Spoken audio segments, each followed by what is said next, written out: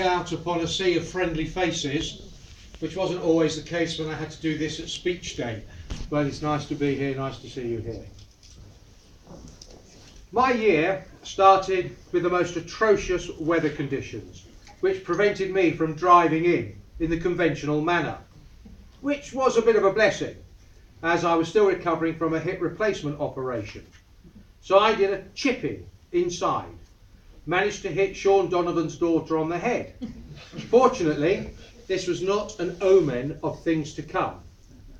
I played my first holes of golf in early February, and so was able to fulfil my captain's duties in all club matches. 48 players represented the club in these club matches, including some for the very first time. Our record is not so impressive, but all matches were played in the right spirit and fun had by all. Notable wins were against Stoke Park, Temple, Royal Guernsey at home and the RAF Golfing Society at home, whilst losses were recorded against Maidenhead, both home and away, Basingstoke away and the Dyke at home. The away loss to Royal Guernsey is almost expected, but the club carried on the tradition of having an enjoyable trip and cementing the bond between our clubs. The away trip to Woodall Spa was a treat and an honourable halved match recorded. However, we gave them a damn good thrashing at home by winning by 1 point and so retaining the Klein Trophy. The first team had a slight revision to their league format, and the players eagerly awaited the start of the season in the hope that we could clinch one of the 3 promotion places to Division 1. We started positively, winning our first 3 matches and were proudly sitting in second place. Unfortunately, this didn't last long. We gamely held on to third place until the last 3 matches, which we lost heavily, and having to forfeit the last match due to unavailability of players, we missed out on promotion. Mark Hall would like to take this opportunity to thank everyone who supported him for the last 2 years and wish next year's first team captain all the best. The second team used 49 players in the interclub matches, plus a further 3 in the Morrison Trophy and the Powerhouse Trophy. The team had 5 wins, including 2 away at Calcott and East Berks, and 4 losses, including 2 at home to Henley and Calcott. There was 1 draw away at Goring and Streatley. The Morrison Trophy was drawn 3-3, but the Powerhouse was won 12-9.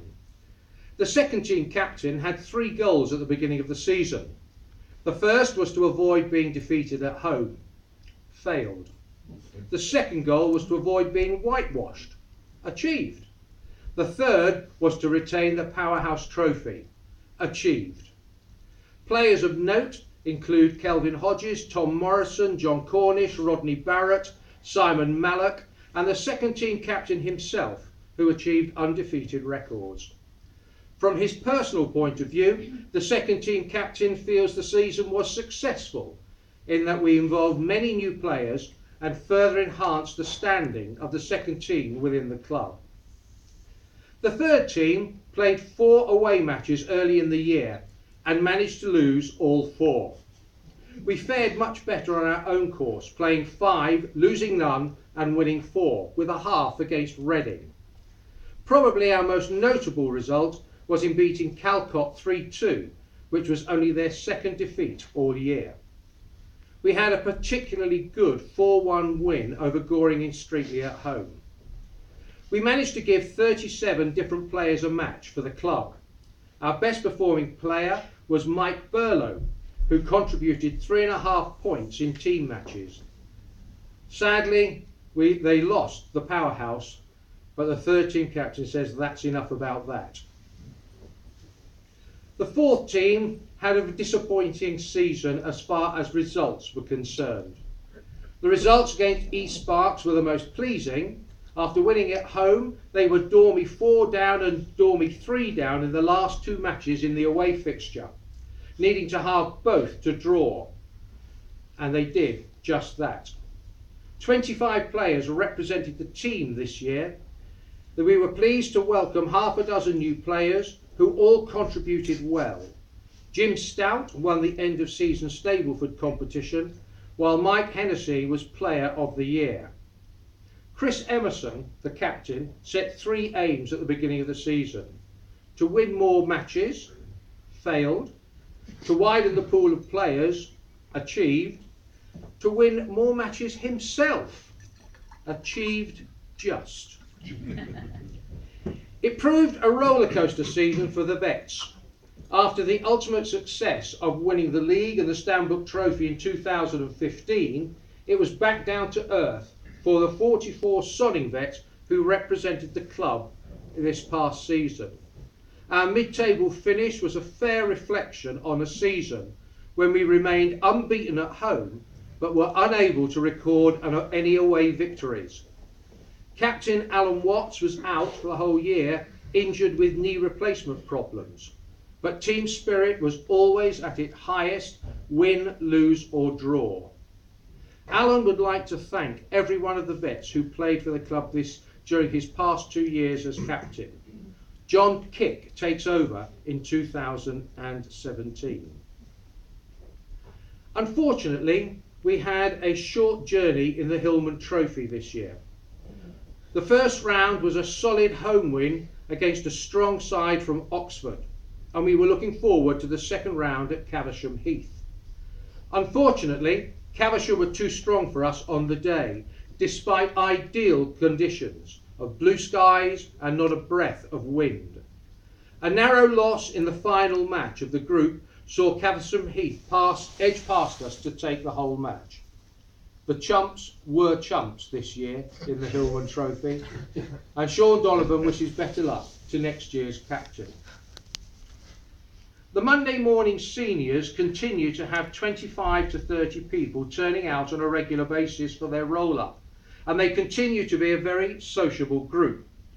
Most enter into the seniors competitions with reasonable success at times. Bob Farquhar recently won the Harry Howard Trophy, and Trevor Beckett the captain's 5-day competition. The Wednesday fours section is always great fun and very competitive at times. It is well run by Alan Ryder and Harry Thompson, and we seem to finish with new winners each winter and summer. Trevor can honestly say that it is a pleasure to run the seniors section at Sonning Golf Club. The Mr and Mrs section have again been very active, with enjoyable, friendly mixed greensomes golf. We have met regularly to dine together and had a very successful away trip to Lingfield Park, playing 2 rounds of golf combined with an overnight stay. Our annual league-based competition was won this year by Anne and John Simmons, and the trophy was presented to them at our end-of-season supper. Jane and Alan Waring are standing down, having organised this section for 3 years. Lorraine and Glyn Duff have kindly offered to organise the section next year, an offer which was unanimously accepted by all our golfing couples. The weekday league attracted 34 players this year, and the majority of the games were played, suggesting that the use of emails improves people's ability to organise their games. Our overall winner was Jim Atkins, but only by a small margin over Alan Jasmine Smallman and David Hickory Eversham, thanks to all those players who participated.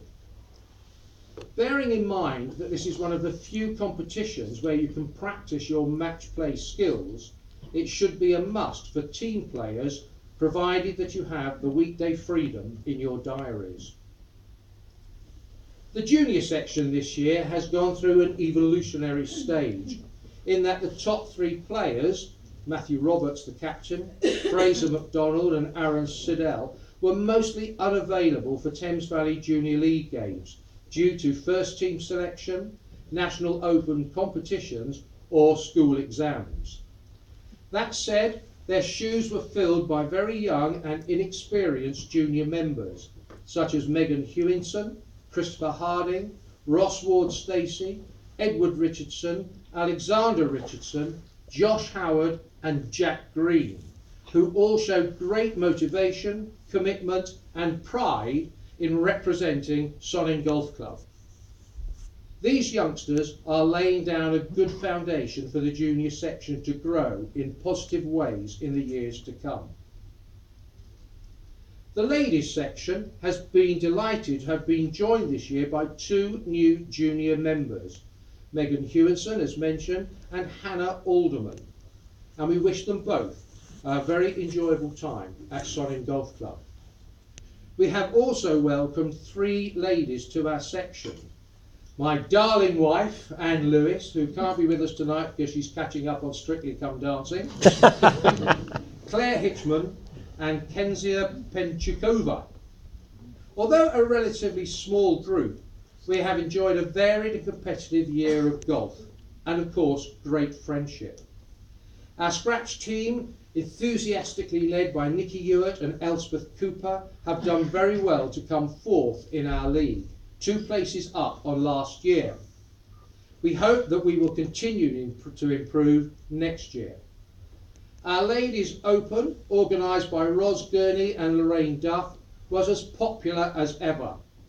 Matt and his team, as always, prepared a beautiful course, and so successful was the event that we already have a long list of entries for next year. Our 3-day trip away to Bowood Golf and Spa was very enjoyable. 20 ladies were lucky to have a wonderful golfing venue, great company and amazing weather. We couldn't have asked for more. This year has seen the introduction of 9-hole Stableford competitions, which run after the medal competitions on Tuesdays. England Golf promotes these competitions as a means of encouraging greater participation and inclusion in golf. We are all aware that the numbers playing our wonderful game are reducing, and many professionals advocate this as a means of raising participants. We are very grateful to Guy Stacey and Andy George, who assisted the ladies with the introduction of the 9-hole competitions. Our weekend competitions have enabled our 7-day working ladies to be more actively involved in ladies competitive golf, and we know that this has really helped working ladies to feel more part of the ladies section. It will also enable our female junior members to play at weekends with members of the ladies section. This is so important as they are our future. We have enjoyed our annual mixed matches against Calcott and Reading, plus our mixed matches with the Vets and the 4th team. Jane, our ladies captain, reports that she has really enjoyed her year as lady captain and that she has enjoyed the friendship, the support and the fun from her ladies, and of course playing so much golf. Once again, our club competitions were well supported, and I congratulate all the winners, many of whom will receive their trophies in a few moments. I am delighted to report that 2 of our juniors came through in major competitions this year. Aaron Siddell came 2nd in the Palmer Cup at Reading and then went on to win the Sutton Cup here at Sonning. This was followed by Fraser MacDonald winning the club championship on a miserable day weather-wise. Many congratulations to these 2 fine golfers. Another junior had notable success this year, but this was Chris Gurney Jr., who recorded a new course record of 64, even though he bogeyed the 16th and 17th. Just think what his score could have been. Well done, Chris. We enjoyed 2 away days at Swinley Forest and the Lambourne Club. The Lewis Waring Cup was competed for the first time. This is for the winning team on the Captain's Lady Day and is picked up by the winning lady captain of the team. There have been some holes in one this year, with Andrew Stacey recording one in the midweek competition and Sally Branner recording one on the 2nd hole during the competition, and with 2 shots managed to score 6 points. Not surprisingly, she went on to win the competition. Malcolm Reed holed out during a first team match, but couldn't stay to enjoy the celebrations as he had to be at a wedding. Congratulations to all players who achieved this feat. I'm still waiting for my first. Away from the golf course, we welcomed Andy George to the club, following Guy's departure to Sudbury. Guy was sent off with a very generous cash gift from members, which I believe he used to pay for a holiday. Andy has settled in well and is experiencing our club functions for the first time. Andy has been very helpful to me and has been ever willing to assist me whenever I have required help. Andy, we wish you well in your new position. One notable achievement has been the new honours board in the members' bar. They look superb, and the ones that are there are the competitions that go towards the Victor Ladorum as well as the club champions. My captain's charity this year has exceeded my expectations, and I will be handing over a cheque for around £11,000 to the Alexander Divine Children's Hospice in the new year. Some of the social events have had to be cancelled due to lack of support, and I believe we need to re-look at what we offer by way of gatherings for members. Those that have run have been very enjoyable, particularly the quiz night and the race night. The dinner dances haven't been so well attended, and the planned bond night, the summer party and the Christmas party were all cancelled. Feedback from members would be welcomed. Are there too many? Are they too expensive? Is the format right? One of my final duties is to ask you to welcome your captain for 2017. Bill has been a solid support for me this year, and I know that he will perform his captaincy duties well. Ladies and gentlemen, will you please welcome Bill Branner to the top table.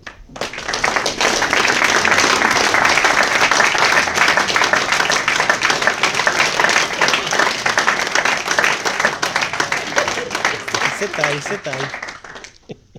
Finally, I end with 2 areas of our club that I have received the most positive comments about. Firstly, the quality of the food served here is second to none. We are indeed fortunate to have Chef Clive Trussler in the kitchen. The meals he produces, whether it is for a function or just in the bar, are tasty, generous in portion and well presented. Our thanks go to him and his staff. Clive, thank you very much.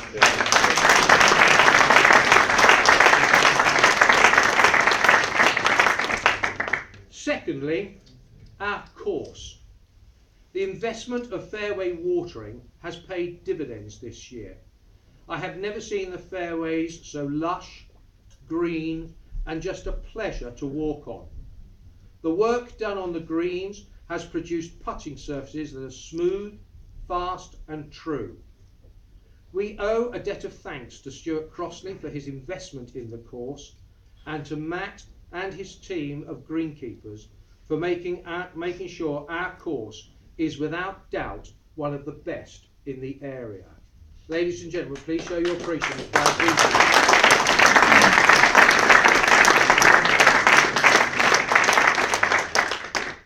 I have thoroughly enjoyed my year this year, and I would like to take this opportunity to thank all members for all your good wishes and your most generous support throughout the year. Thank you very much.